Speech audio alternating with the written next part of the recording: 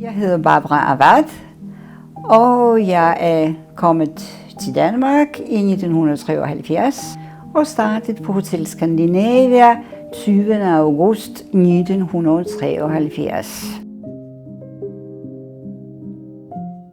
Og det var slet ikke meningen, at jeg skulle være her. Det var et sommerjob. Men på grund af den der stemning, der var en meget speciel stemning, når du er blandt alle mennesker fra hele verden. Det var ikke løn, det var ikke penge, det var den stemning. Så hvis man har været i dårlig humør af et eller andet grund, så gik man bare en tur gennem lobbyen. Og så har man haft det godt. Straks med det samme. Det er meget vigtigt, at vi møder på arbejde, vi ser andre kolleger, vi går stadigvæk ud på sejlklubben og får en drink om fredag, og vi har det godt. Ja, og det er derfor, jeg bliver her, og jeg er her endnu, for jeg kan godt lide at være her.